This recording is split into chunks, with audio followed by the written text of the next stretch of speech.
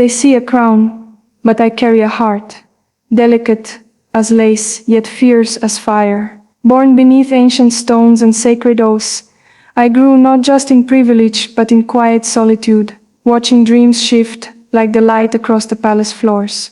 In that stillness, a name once whispered itself into my thoughts, not loud, not demanding, but steadfast like a promise waiting for its time. I never spoke it aloud, not even to the wind that dances past the towers. Instead I cradled it, like a secret bloom meant only for the spring of a certain gaze. I have been taught to lead, to listen, to carry the weight of generations. But I was not taught how to soften at the sight of someone's soul, how a glance could undo the practiced composure of royalty. And yet here I am penning this vow not in decree, but in devotion, for love comes to us not as a command, but as a gentle unfolding, like a rose daring to bloom beneath a moonlit sky. I remember the first time I truly understood silence, not the formal kind that hangs over state dinners, but the kind that hums when two people exist in the same moment, with nothing to say and everything to feel. It was with you. You stood near me, not knowing the histories echoing behind my every word,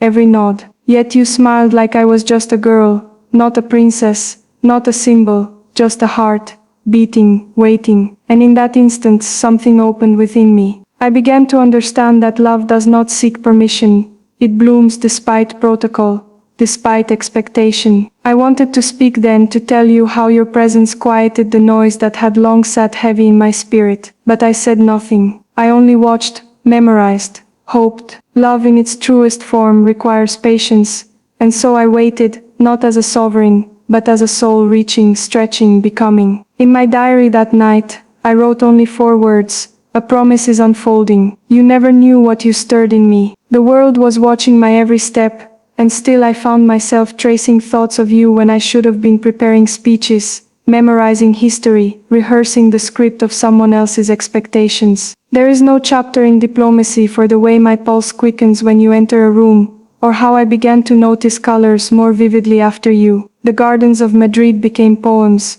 The old stones of our castles began to hum softly. It was as if love had awakened not just my heart, but the very land beneath my feet. I kept my secret well guarded, as every future queen must. But in the quiet I dreamed, not of coronations or treaties, but of quiet mornings and laughter shared freely, of your voice brushing against my skin like sunlight, through lace curtains. I had always believed love was a duty I might one day accept. I never imagined it would arrive like this, unbidden, undeniable, and full of grace. You see me in the public light, speaking with certainty, standing with pride, but you do not see the girl who still tucks poems beneath her pillow, who still wonders if she is allowed to feel something as wild and uncontained as love. When I was younger I believed love was for others. I believed my life was meant for greater things, or perhaps heavier things. Now I see that love is not the opposite of duty.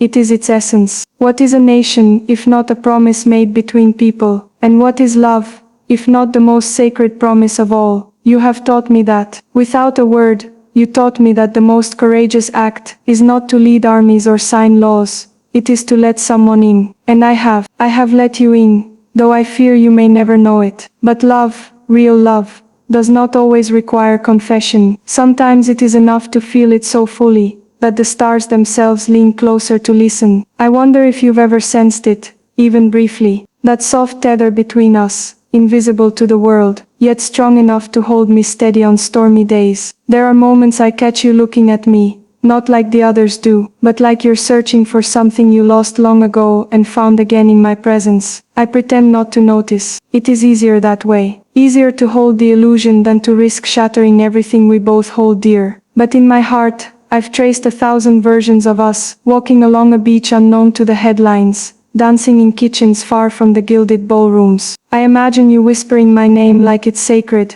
like it's yours to hold. And I whisper yours in return, silently, reverently. I've built a kingdom inside myself where we are free, where my title means nothing, and your arms mean everything. It is there, in that secret world, that my love for you lives, undemanding, unashamed, a quiet miracle I carry with me always. I must confess I fear the passing of time, not because it will take away youth or change my face, but because it might carry you away from me. Because love, when hidden too long, begins to slip through the cracks of unsaid words. I hold my silence like a rosary, each be the moment I could have spoken, but didn't. I wonder if the day will come when I will regret the secrecy, the careful distance. But then I remember love, true love, is not selfish. It waits, it watches, it nurtures without demanding to be seen. And so I continue, holding my composure when I must, but letting my heart speak here in ink, in air, in quiet reverence. You may never know the fullness of what you mean to me, but I promise this: if you ever reach out,